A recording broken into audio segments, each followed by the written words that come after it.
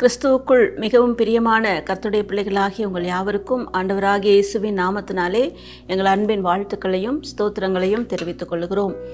இந்த மாதத்திலே கர்த்தர் நம்ம கொடுத்த வாக்குத்தத்தம் சங்கீதம் 33:9 கர்த்தர் சொல்ல ஆகும், அவர் கட்டளையிட நிற்கும் என்று சொல்லி நாம் இந்த மாதத்திலே இந்த வார்த்தைகளின் அடிப்படையிலே நாம் கர்த்தருடைய வார்த்தைகளை தியானித்து வருகிறோம். முதல் வாரத்திலே தேவன் நமக்கு ஆசீர்வாதத்தை கட்டளையிடுகிறார் என்று சொல்லி நாம் பார்த்தோம். இரண்டாவதாக கர்த்தர் நம்முடைய செய்கைக்கு தக்க பலனை கட்டளையிடுவார் என்று சொல்லி நாம் தியானித்தோம். கடந்த வாரத்திலும் நம்முடைய விண்ணப்பத்தின்படி அவர் நம்முடைய வாழ்க்கையிலே கட்டளையிடுகிறார் என்று சொல்லி நாம் தியானித்தோம். இன்றைக்கும் நாம் தியானிக்க போகிற வேத பகுதி 2 நாளாகமம் 14ஆம் அதிகாரம் 7ஆம் வசனத்திலே நாம் பார்க்கிறோம். நம்முடைய தேவனாகிய கர்த்தரை தேடின போது சுற்றிலும் நமக்கு இளைப்பாறுதலை கட்டளையிட்டார் என்று சொல்லி நாம் பார்க்கிறோம். இந்த இடத்திலே ஆசா என்கிற ராஜா சொல்லுகிற வார்த்தையை தான் நாம் வாசித்தோம். அவருடைய வாழ்க்கையிலே கர்த்தரை தேடின பொழுது கர்த்தர் ஒரு பெரிய இளைப்பாறுதலை கட்டளையிட்டார்.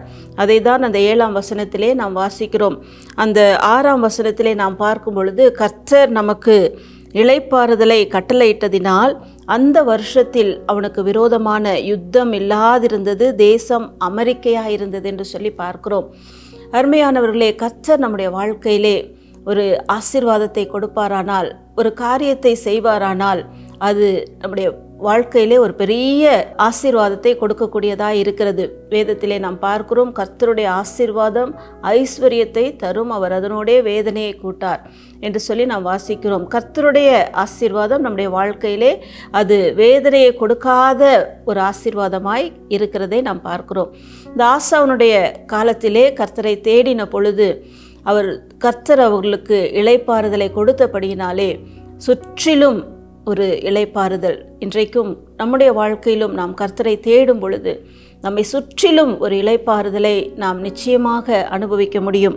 அது மாத்திரமல்ல, அதே 2 நாளாகமம் 20ஆம் அதிகாரத்திலே நாம் வாசிக்கும் பொழுது 30ஆம் வசனம் விதமாய் சொல்லுகிறது, இவ்விதமாய் தேவன் சுற்றுப்புறத்தாரால் யுத்தமில்லாத இளைப்பாறுதலை அவனுக்கு கட்டளையிட்டதினால் யோசபாத்தின் ராஜ்யபாரம் அமெரிக்கையாக இருந்தது. யோசபாத்தின் காலத்திலும் நீங்கள் அந்த அதிகாரத்தை முழுமையாய் நீங்கள் வாசிக்கும் பொழுது உங்களுக்கு புரியும். யோசபாத்தும் கர்த்தரை தேடின பொழுது, கர்த்தரை நோக்கி கூப்பிட்ட பொழுது கர்த்தர் யோசபாத்துக்கு இறங்கி அங்கு ஒரு பெரிய வெற்றியை கொடுக்கிறார். அந்த தேசத்தில் ஒரு பெரிய ஒரு அமைதி உண்டாகிறது, ஒரு பெரிய வெற்றி கிடைக்கிறது, தேசம் அமைதலாக இருந்தது, அமெரிக்கையாக இருந்தது என்று சொல்லி அங்கு யோசபாத் ராஜா சொல்லுகிறதை பார்க்கிறோம். அது மாத்திரமல்ல, 1 ராஜாக்கள் 5ஆம் அதிகாரம் 4ஆம் வசனத்திலே நாம் வாசிக்கும் பொழுது, என் தேவனாகிய கர்த்தர் எங்கும் எனக்கு இளைப்பாறுதலை தந்தார், விரோதியும் இல்லை, இடையூறும் இல்லை என்று சொல்லி அங்கு சாலமோன் ராஜா சொல்லுகிறதை பார்க்கிறோம். ஆம் பிரியமானவர்களே, கர்த்தர் ஒவ்வொருடைய வாழ்க்கையிலும் கர்த்தரை தேடும் பொழுது கர்த்தர் ஒரு பெரிய இளைப்பாறுதலை கட்டளையிடுகிறார். அந்த இளைப்பாறுதல் அவருடைய வாழ்க்கையிலே ஒரு பெரிய அமைதியை கொடுக்கிறது.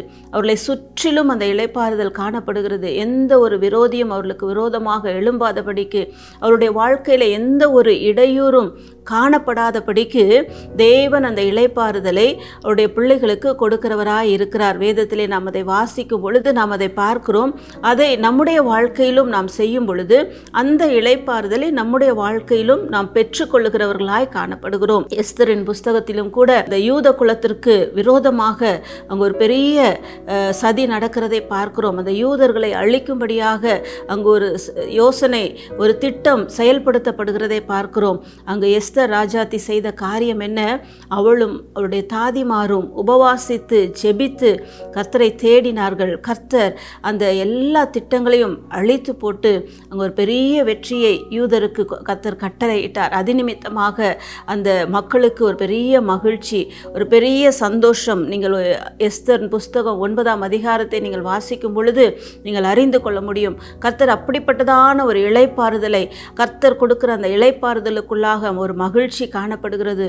ஒரு பெரிய சமாதானம் காணப்படுகிறதாய் இருக்கிறதை நாம் பார்க்கிறோம். என்னை கேட்டுக்கொண்டிருக்கிறதான அருமையான கர்த்தருடைய பிள்ளைகளை, உங்களுடைய வாழ்க்கையிலும் நீங்கள் கர்த்தரை தேடும் பொழுது உங்களை சுற்றிலும் இளைப்பாறுதல், எந்த ஒரு இடையூறும் இல்லாமல், எந்த ஒரு தடையும் இல்லாமல் கர்த்தர் அந்த இளைப்பாறுதலை உங்கள் வாழ்க்கையிலே கட்டளையிடுகிறவராய் இருக்கிறார். ஆசா ராஜாவுக்கு கட்டளையிட்ட தேவன், யோசபாத்துக்கு கட்டளையிட்ட தேவன், சாலமோன் ராஜாவுக்கு கட்டளையிட்ட தேவன், எஸ்தருடைய ஜெபத்திற்கு கட்டளையிட்ட தேவன், உங்களுக்கும் நீங்களும் கர்த்தரை தேடுவீர்களானால் உங்களுடைய வாழ்க்கையிலும் கர்த்தர் நிச்சயமாய் கட்டளையிடுகிறவராய் இருக்கிறார். நம்முடைய வாழ்க்கையில் இளைப்பாறுதலை மாத்திரமல்ல, சங்கீதம் 91:11 நாம் வாசிக்கும் பொழுது, உன் வழிகளிலெல்லாம் உன்னை காக்கும்படி உனக்காக தம்முடைய தூதர்களுக்கு கட்டளையிடுவார் என்று சொல்லி பார்க்கிறோம்.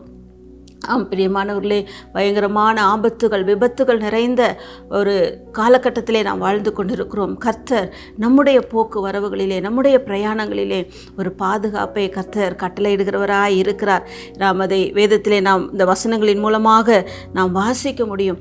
இன்றைக்கும் நீங்கள் கர்த்தரை தேடி நீங்கள் எந்த ஒரு காரியத்தையும் நீங்கள் செய்யும் பொழுது, உங்களுடைய பிரயாணங்களை நீங்கள் செய்யும் பொழுது, கர்த்தர் அதிலே உங்களுக்கு ஒரு இளைப்பாறுதலை, ஒரு பெரிய சமாதானத்தை, ஒரு பெரிய மகிழ்ச்சியை கர்த்தர் நிச்சயமாய் உங்களுக்கு கொடுப்பார்.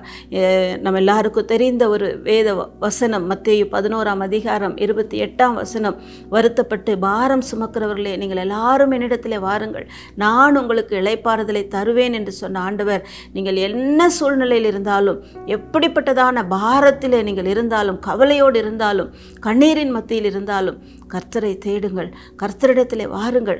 கர்த்தர் உங்களுக்கு ஒரு பெரிய இளைப்பாறுதலை தருவார். உங்களை சுற்றிலும் அந்த இளைப்பாறுதலை நீங்கள் அனுபவிப்பீர்கள். உங்களுக்கு விரோதமாக எந்த ஒரு விரோதியும் இருக்க மாட்டார்கள். உங்களுக்கு விரோதமாக எந்த ஒரு யுத்தமும் இருக்காது. உங்களுக்கு விரோதமாக எந்த ஒரு இடையூறும் வராது. உங்களுடைய போக்கு வரவுகள் எல்லாம் சமாதானமாக இருக்கும். கர்த்தர் சொல்லுகிறார், என் சமூகம் உனக்கு முன்பதாக செல்லும், நான் உனக்கு இளைப்பாறுதலை தருவேன் என்று சொன்னார். அந்த இளைப்பாறுதலை உங்கள் ஒவ்வொருடைய வாழ்க்கையிலும் நிச்சயமாய் கர்த்தர் கட்டளையிடுவாராக. கண்களை மூடி ஜெபிப்போமா? எங்கள் அன்பின் பரலோக பிதாவே, இந்த நாளிலும் இந்த வார்த்தைகளை கேட்ட ஒவ்வொருவருக்காக நாங்கள் ஜெபிக்கிறோம். கர்த்தர் இந்த மாதத்திலே அவர் சொல்ல ஆகும், கட்டளையிட நிற்கும் என்று சொன்ன வசனத்தின்படியே, வாக்குத்தத்தத்தின்படியே ஆண்டவரே, ஒவ்வொருடைய வாழ்க்கையிலும் இந்த இளைப்பாறுதலை நீர் கட்டளையிடுவீராக. அவர்களை சுற்றிலும் அந்த இளைப்பாறுதல் காணப்படட்டும். அந்த இளைப்பாறுதல் மூலமாக நம்முடைய பிள்ளைகளுக்கு ஒரு அமைதி, ஒரு மகிழ்ச்சி, ஆண்டவரே, யுத்தமில்லாத, விரோதிகள் இல்லாத, இடையூறு இல்லாத ஒரு இளைப்பாறுதலை நீர் தந்து அவர்களை வழி நடத்துவீராக. வழிகள் எல்லாம் அவர்களை பாதுகாத்து கொள்ளும் ஆண்டவரே. எந்த விதமான பாரத்தோடு இருந்தாலும் கர்த்தர் கொடுக்கிற அந்த இளைப்பாறுதலை இப்பொழுது அவர்கள் பெற்றுக்கொள்வார்களாக என்று சொல்லி நாங்கள் ஜெபிக்கிறோம்.